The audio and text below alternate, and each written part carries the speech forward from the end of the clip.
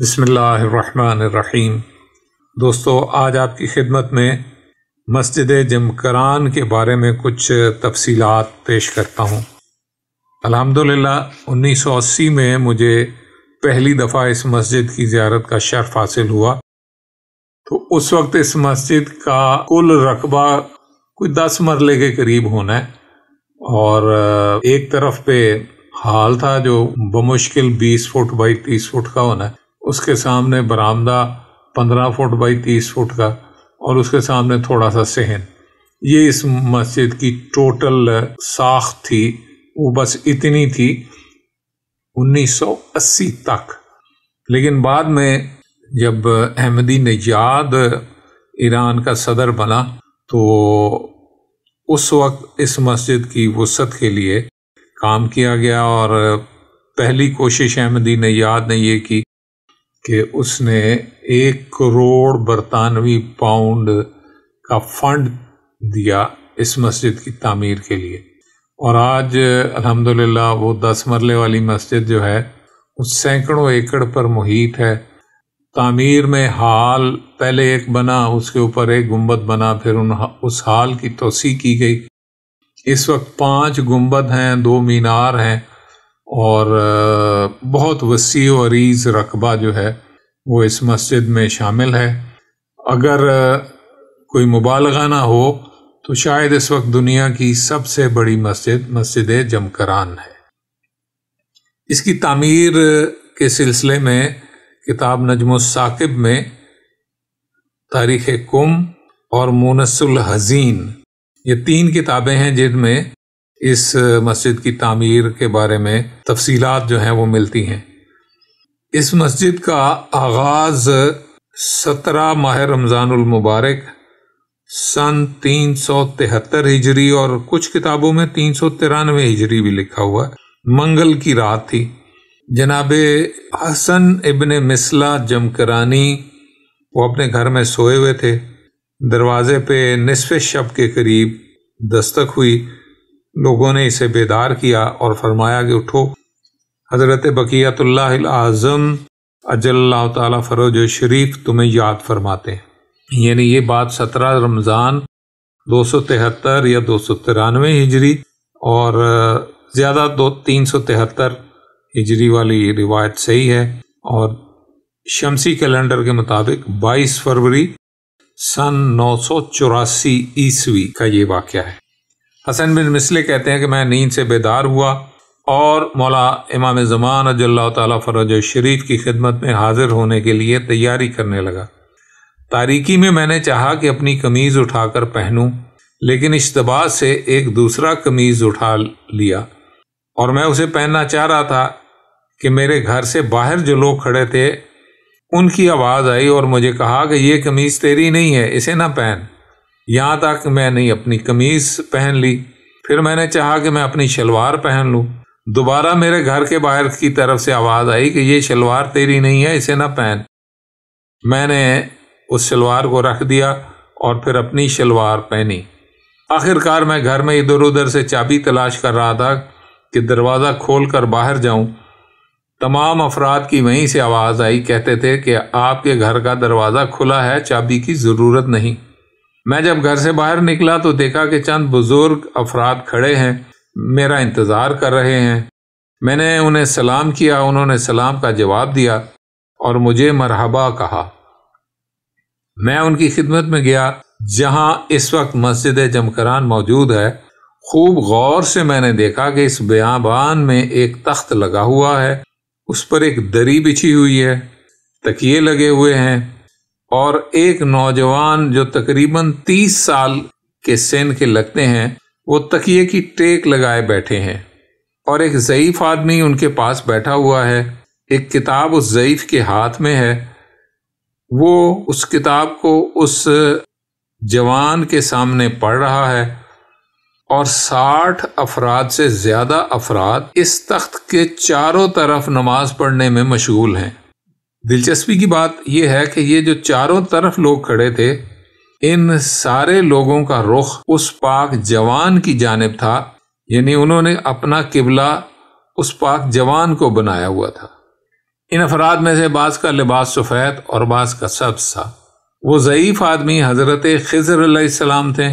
انہوں نے مجھے اس جوان کی خدمت میں، جو کہ حضرت بقیت اللہ الاعظم عجل اللہ تعالی فرجہ شریف تھے، بٹھایا۔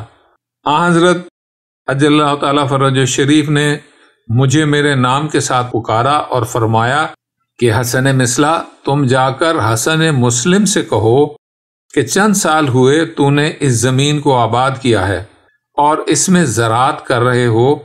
آج کے بعد تجھے حق نہیں کہ اس زمین پر کاشتکاری کرو۔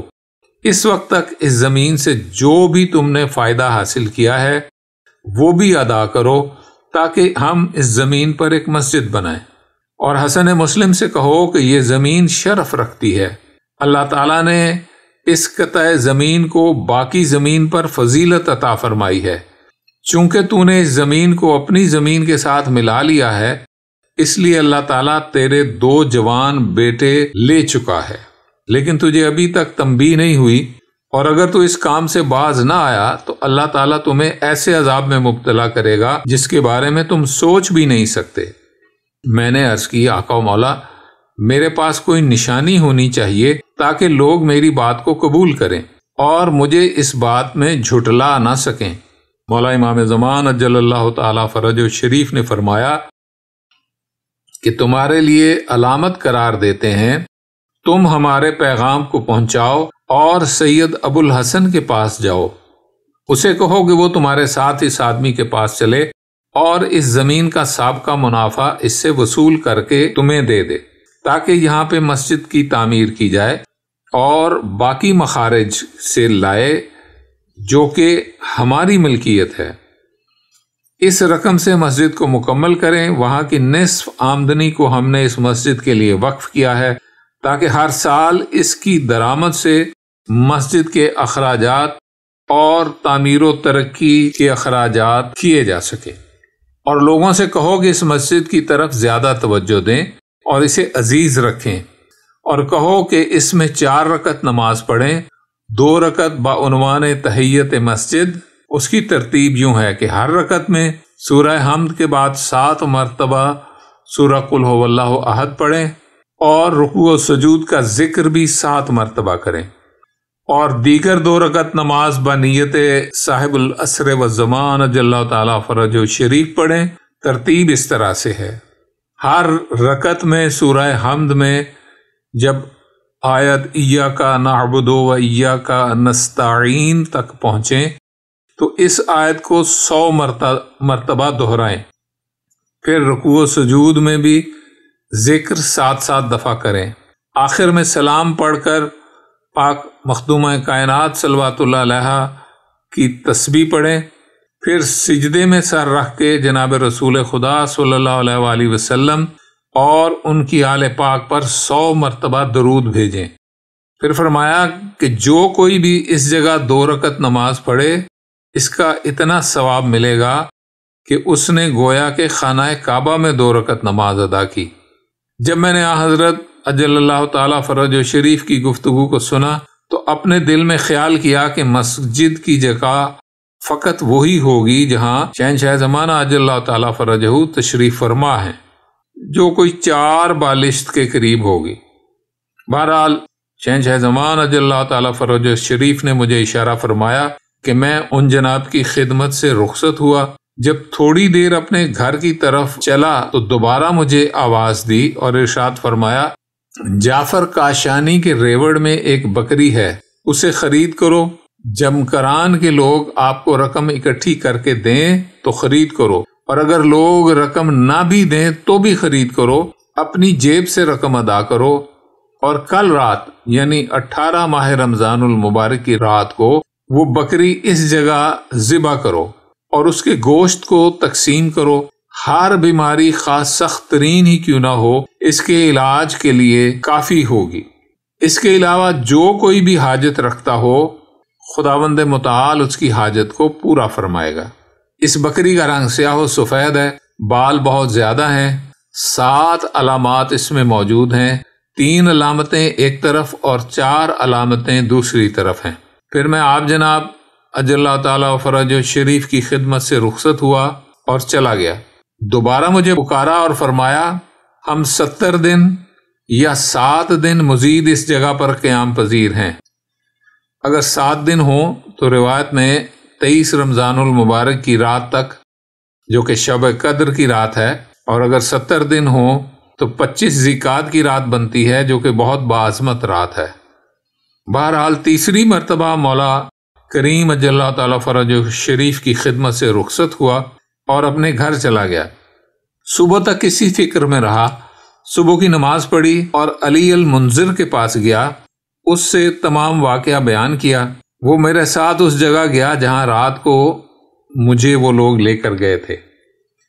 وہاں جو علامات مولا امام زمان اجل اللہ تعالیٰ فرج شریف کی طرف سے باقی موجود تھیں، وہ موجودہ مسجد کی جگہ پر ایک زنجیر میخوں پر لٹکی ہوئی تھی۔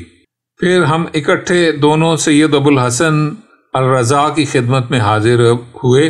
جب اس سید بزرگوار کے گھر کے دروازے پر پہنچے تو ان کے نوکر ہماری انتظار میں کھڑے تھے۔ پہلے مجھ سے پوچھا کہ کیا تو اہل جمکران میں سے ہے؟ میں نے عرض کیا جی ہاں۔ تو انہوں نے کہا سید ابو الحسن سحری کے وقت سے تمہارے انتظار میں ہیں۔ میں سید کی خدمت میں پہنچا اور سلام کیا۔ انہوں نے اچھے انداز میں سلام کا جواب دیا اور بہت احترام فرمایا۔ قبل اس کے کہ کچھ عرض کرتا سید ابو الحسن نے مجھے فرمایا، اے حسن مثلا، گزشتہ رات عالم خواب میں ایک شخص نے مجھے فرمایا کہ اہل جمکران میں سے ایک شخص جس کا نام حسن مثلا ہے تیرے پاس آئے گا۔ جو کچھ تجھے کہے اس کی بات کو قبول کرو اور اس پر یقین کرو کہ سچ ہے۔ اس کی کلام ہمارا فرمان ہے، اس کی بات کو رد نہیں کرنا۔ میں نیند سے بیدار ہوا ہوں، اس وقت سے لے کر میں آپ کے انتظار میں بیٹھا ہوں۔ میں نے پورا واقعہ تفصیل سے جناب سید ابو الحسن کی خدمت میں عرض کیا۔ انہوں نے حکم دیا کہ گھوڑے پر زین رکھیں۔ ہم دونوں سوار ہو کر اکٹھے چل دیے۔ جمکران دیہات کے نزدیک پہنچے۔ جعفر کاشانی چرواہے کو دیکھا جو ریوڑ کو لے کر راستہ طے کر رہا تھا۔ میں اس کی بھیڑ بکریوں کے ریوڑ میں داخل ہوا۔ اس بکری کو دیکھا جس کی علامات حضرت اجل اللہ تعالیٰ فرج شریف نے بتائی تھیں۔ تمام خصوصیات کے ساتھ بھیڑوں کے اس گلے کے پیچھے پیچھے وہ بکری آ رہی تھی۔ میں نے اسے پکڑ لیا اور ارادہ کیا کہ اس کی رقم ادا کر کے لے جاؤں۔ جعفر چرواہے نے کہا، اللہ تعالیٰ کی قسم، میں نے آج سے پہلے اس بکری کو اپنے ریوڑ میں نہیں دیکھا اور آج بھی بہت کوشش کی کہ اس کو پکڑوں مگر اسے نہیں پکڑ سکا، لیکن یہ بکری تیرے پاس بڑے آرام سے آ گئی ہے اور تو نے اسے پکڑ لیا ہے۔ میں بکری کو اپنے ساتھ اس جگہ لے آیا جہاں آج کل مسجد موجود ہے۔ حضرت کے فرمان علی شان کے مطابق اسے ذبح کیا اور سید ابو الحسن نے حکم دیا کہ حسن مسلم کو بلاؤ۔ حسن مسلم حاضر ہوا اور اسے تمام مطالب بیان کیے گئے۔ اس نے زمین مسجد کے لیے ہماری تحویل میں دے دی اور سابقہ آمدنی بھی ہمارے حوالے کر دی۔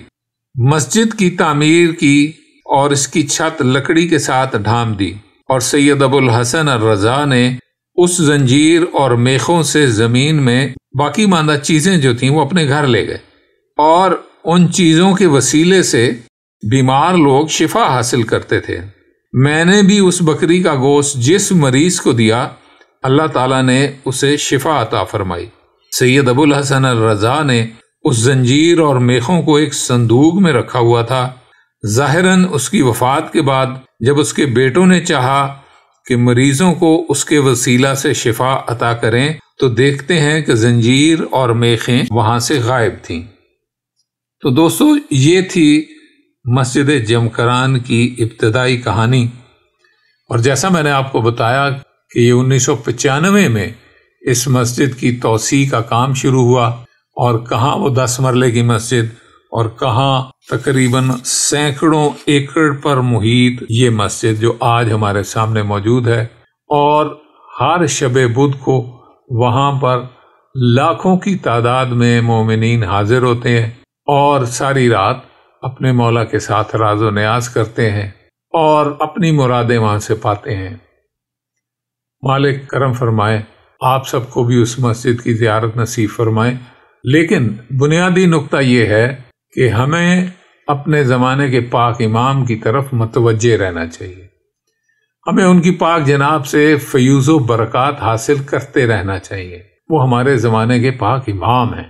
وہ ہماری جان، مال، عزت، ناموس، دین، ایمان، ہر چیز کے مالک ہیں، اور وہ ہم سے اتنا پیار فرماتے ہیں کہ شاید کائنات کی ساری محبتیں ایک طرف رکھ دی جائیں اور ایک طرف زمانے کے پاک امام کی اپنے شیعوں کے ساتھ محبت رکھ دی جائے تو مولا کی شیعوں کے ساتھ محبت کا وزن زیادہ نکلے گا. آپ سے یہی گزارش ہے، اور کچھ نہیں تو دن میں کم از کم 1 گھنٹہ اپنے زمانے کے پاک امام کے لیے مخصوص کریں، اور اس میں نماز امام زمانہ اجل اللہ تعالیٰ فرج شریف پڑھیں، اور مولا کے ظہور کی دعا کثرت سے کریں. اٹھتے بیٹھتے روٹین بنائیں کہ آپ اپنے مولا کے ظہور کے لیے دعا کرتے رہیں.